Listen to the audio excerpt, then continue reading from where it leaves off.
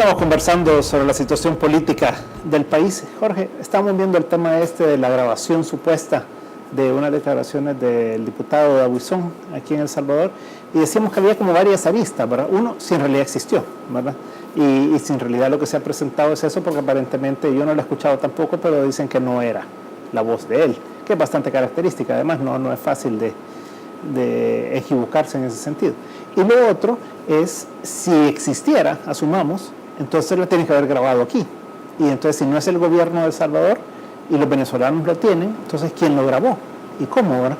¿Cómo analiza usted este factor, este fenómeno? No, yo honestamente creo que cuando se presenta el audio por parte del ministro del Interior del gobierno de Venezuela y se difunde de la manera que se hizo, pues quien ha querido ha escuchado, y la mayor parte de las personas que han comentado, todas coinciden con lo que el diputado Dawison ha dicho. Mire, esa no es mi voz es conocida, cosa que es cierta, ¿no? Él tiene una voz muy característica, y que por consiguiente esa prueba, si solo esa existe, no tiene ninguna contundencia para convertir eso en un hecho que se judicialice, como ha pedido el presidente. Funes, si eso solo es la prueba que esperaba que estuviese a partir del día miércoles en el país, pues hombre, será bastante difícil para la policía construir una investigación solo con ese material. Si hay otro que se desconoce, bueno, ya será. No hay ninguna duda de que si no se judicializa y si no tiene el peso suficiente, pues entramos en el resto del cuestionamiento. Me refiero a aquí nosotros. Ya el beneficio para la situación de Venezuela o el efecto en Venezuela ya se dio. Se verán en las elecciones ahora si hay o no hay resultado. Me refiero en beneficio de Maduro, que le aumente y le garantice su triunfo. Allá ya eso ya se usó, ya pasó. Ahora resulta que nos queda a nosotros aquí en el país esta discusión, que a mí me parece razonable que se cuestione. Bueno, genial, sea como sea, aparece una grabación que un gobierno, y eso sí tiene razón el presidente Funes, quien lo difunde y lo hace público es el presidente de la República de Venezuela, es un ministro del Interior, o sea que tiene una formalidad.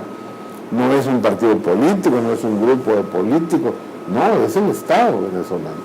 Por consiguiente, la continuidad de esto para definir otros aspectos que ahora parecen razonables cuestionarse, bueno, cómo surge una grabación de una conversación telefónica de dos personas en El Salvador, quién lo hizo, cómo se construyó, por qué lo conoce el gobierno venezolano y es desconocido para las autoridades de El Salvador.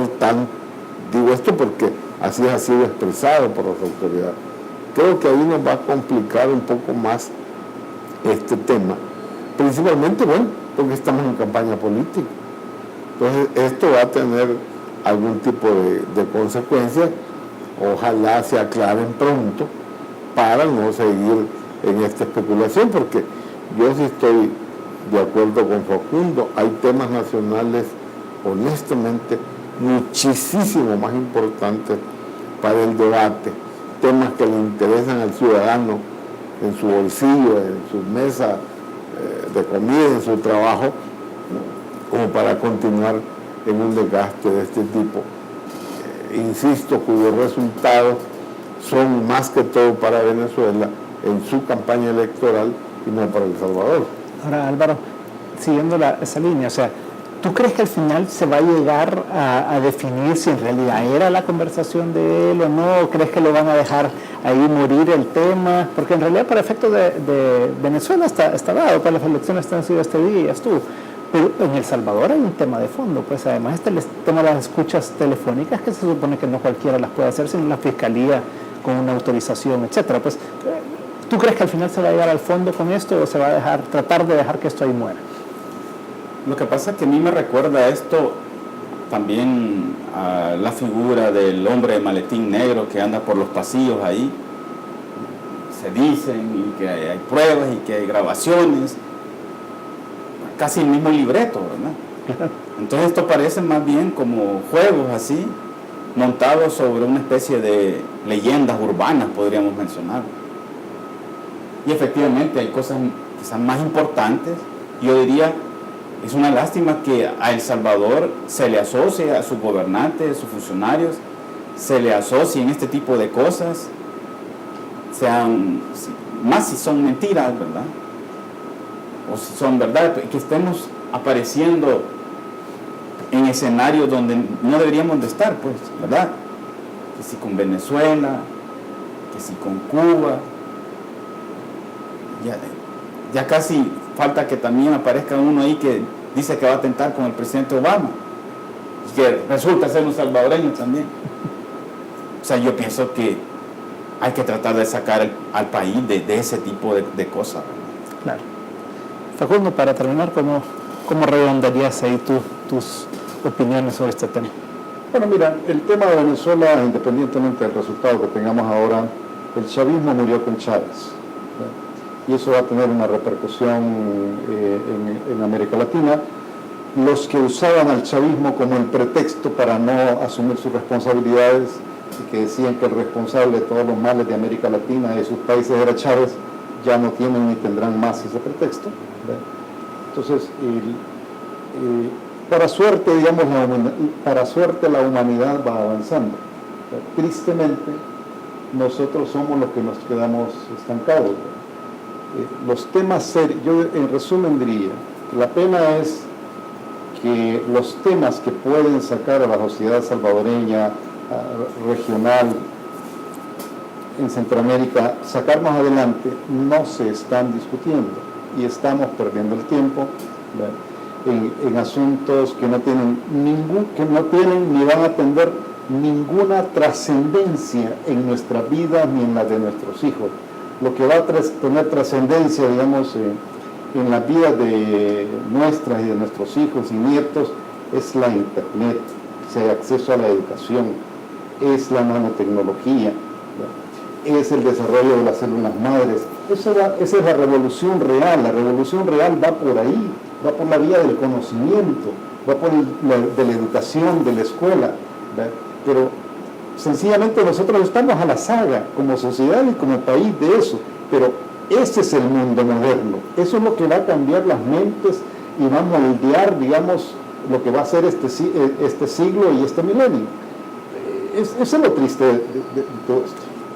Pues gracias a los tres, la verdad que se nos va rápido el tiempo. Yo creo que el punto de fondo es ese, ¿verdad? O sea, ¿cuándo vamos a salir de toda esta politiquería? ¿Cuándo vamos a salir de todas estas cortinas de humo que además nos vienen, en este caso, una de afuera y las demás las creamos nosotros mismos?